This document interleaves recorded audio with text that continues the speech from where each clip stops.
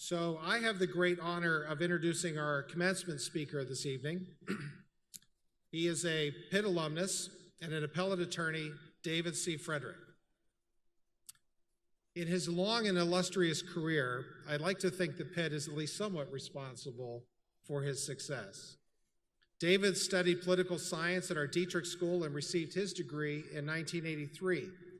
He was a Truman Scholar, and he was the first ever Pitt student to receive the prestigious Rhodes Scholarship. With helicopter noise in the background. His accomplishments certainly don't end there. David went on to earn a PhD at the University of Oxford and a Juris Doctorate at the University of Texas at Austin School of Law. After law school, he clerked for Judge Joseph Sneed of the U.S. Court of Appeals of the Ninth Circuit and Justice Byron White of the U.S. Supreme Court. He also worked in the Justice Department for 5 years in the Solicitor General's office. Today, David is a named partner at Kellogg, Hanson, Todd, Feigl, and Frederick in Washington, D.C., where he has argued more than 100 cases, appeals cases, including 50 before the U.S. Supreme Court, where he has won or settled cases in an impressive 13 years in a row. And before the highest court in our land, he has represented individuals, workers, immigrants, farmers, public sector unions, states, foreign governments, the European Union, and of course, the United States. And that's the short list. David has argued and won cases of wide consumer and public interest, taking on both large corporations and sometimes defending large corporations. He has taken on cases questioning violations of the First Amendment, state boundary disputes, and securities fraud. And in his abundant free time, after all of these activities, he has managed to write 3 books, 2 of which include forewords written by Justices Ruth Bader Ginsburg and Sandra Day O'Connor. But David is not just an extremely accomplished litigator. He is also a remarkable example for, to support tuition for 6 full-time Pitt undergraduate students who work to pay for their education. He also developed an internship award which supports unpaid public service summer internships granted by the University Honors College and our Department of Political Science. For these reasons and for many more, I am grateful that David chose to earn his degree at Pitt, and I'm very proud to welcome him back to campus as our keynote speaker tonight. And one way we honor our speakers is with a very special honor, so at this moment I would like to ask David C. Frederick, Eva Tansky-Bloom, the chairperson of our university's Board of Trustees, Patricia Beeson, who's the provost and senior vice chancellor, and Art Levine, the senior vice chancellor for the health sciences, to all join me at the podium.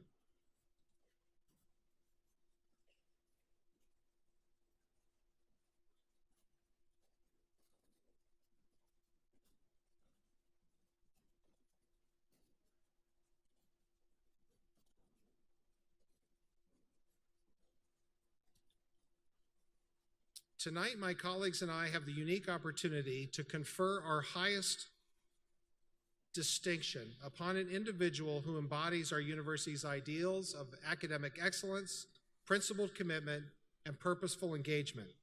It is our great privilege to recognize David C. Frederick, an individual who exemplifies each of these qualities and devoted much of his career to improving the lives of others. David, on this 26th day of April 2018, we recognize your lifelong commitment to our university. We applaud your work as a leader in seeking justice and truth, and we celebrate your enthusiasm for advancing our university's mission to improve the world through knowledge. With deep gratitude for all the ways in which your life's work has brought esteem to this university, and in acknowledgement of your contributions to the legal field, we hereby confer upon you, David C. Frederick, the degree of Doctor of Humane Letters, honoris causa from the University of Pittsburgh, with all the rights, privileges, and responsibilities pertaining thereto.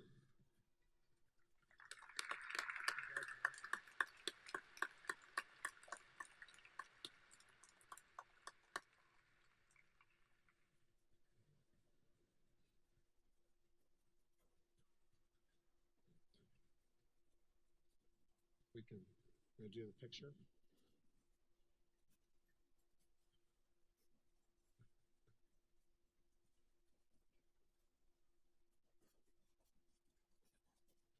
So for all of you getting your hooding tonight, that's your first practice round. Ladies and gentlemen, and without further delay, I introduce to you appellate attorney and a proud alumnus of this university, David C. Frederick.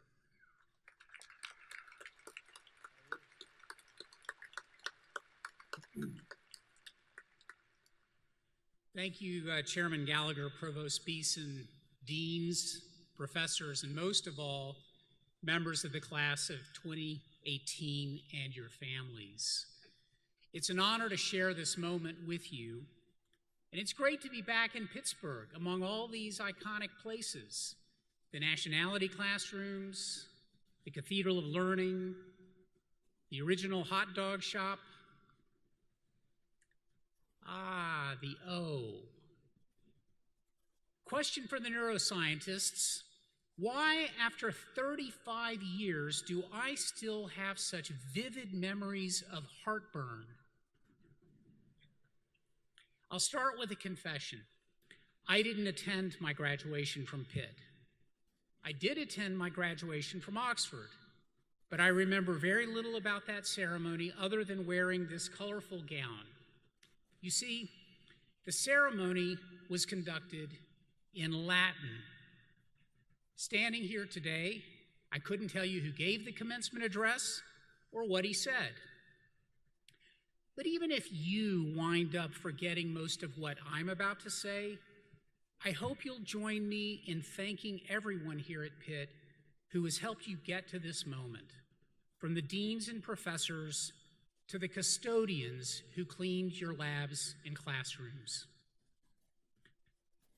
Early in my legal career, I had an opportunity to clerk for Supreme Court Justice Byron White. What a role model. He was first in his class at Yale Law School the same year he led the National Football League in rushing. Despite his prodigious talent, he comported himself with modesty. And despite his impressive resume, he remained dedicated to serving our country, not his personal ambition. I think most people, and most people in this room, would say they want to make a positive impact on the world around them. But choosing to prioritize that aspiration requires that you set aside the cynicism that too often surrounds us. I remember complaining with my fellow clerks about the state of politics in our country. There were moments when the idea of devoting our lives to some higher ideal of public service seemed hopelessly naive. And that was in 1992. I can only imagine how you must feel today. But Justice White didn't tolerate whining. If you don't like the system, he would say, get in there and do something about it. With Justice White's encouragement, I embarked on a career that led me to arguing cases before the Supreme Court. About 10 years ago, a woman named Diana Levine asked me to represent her. Diana was a professional musician from Vermont who had a catastrophic reaction to a drug injected into her arm. Gangrene set in. To stop it, doctors had to amputate first her hand and then her lower arm. Diana could no longer perform, and she lost her source of income. A jury found Wyeth, the company that made this drug, liable for failing to warn adequately about the risks of injecting the drug or informing about a safer way to administer it. Wyeth appealed that judgment. As the case worked its way through the legal system, it became about more than one woman and one drug company. The pharmaceutical industry saw it as a way to change the law so drug companies could become immune from liability. With the Bush administration's support, they persuaded the Supreme Court to hear their appeal. That's when I got involved. When I first met her, Diana was understandably nervous. Her personal tragedy had become a matter of national attention. I told Diana that in the Supreme Court, this case wasn't just about her anymore.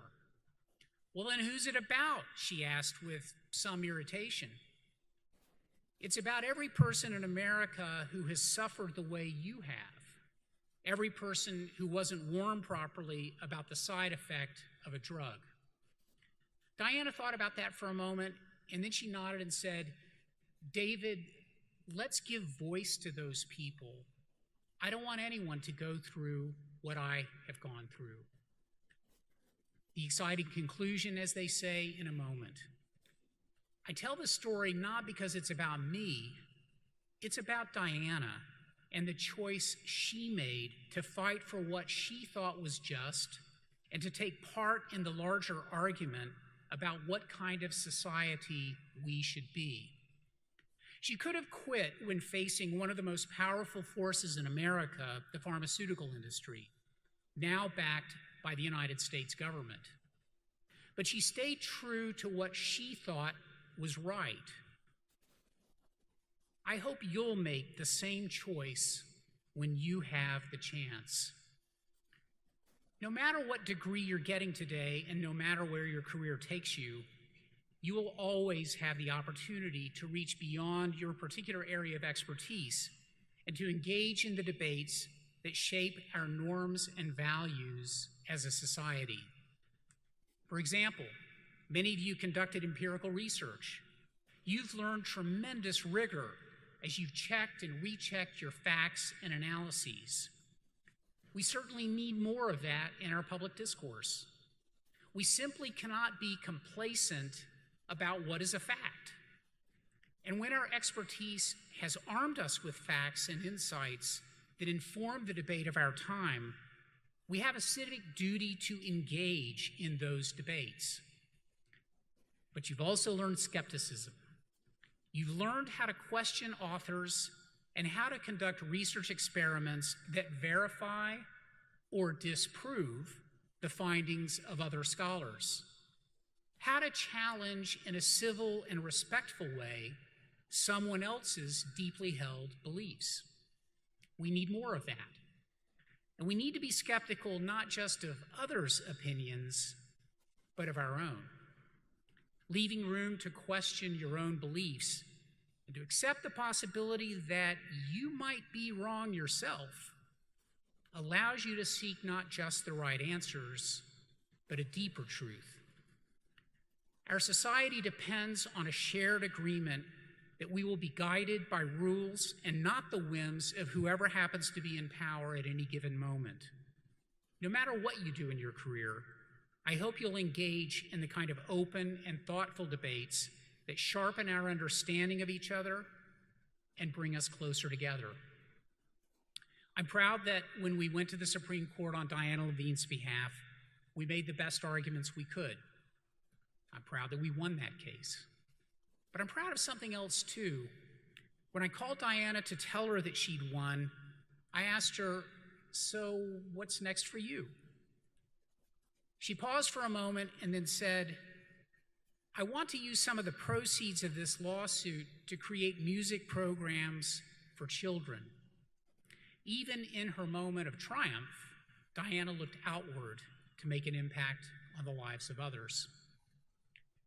Like Diana Levine, you too will have moments in your life when you can choose to take an active role to create a more just society. That means voting, yes, but it also means so much more.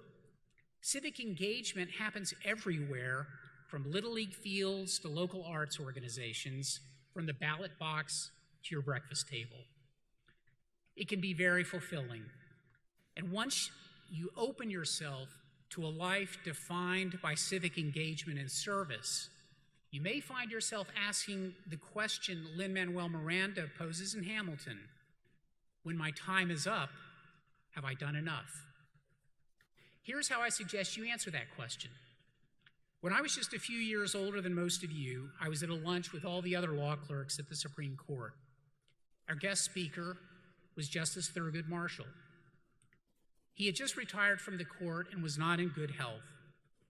One of the clerks asked Justice Marshall what he would like written on his gravestone. The room fell silent, and no one moved. The question seemed a bit impertinent. Justice Marshall paused and then said simply, "I did the best I could in the time I had."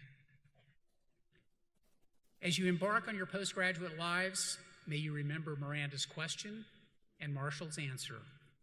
If you do that, I'm confident in the world you'll make. Thank you, congratulations, good luck.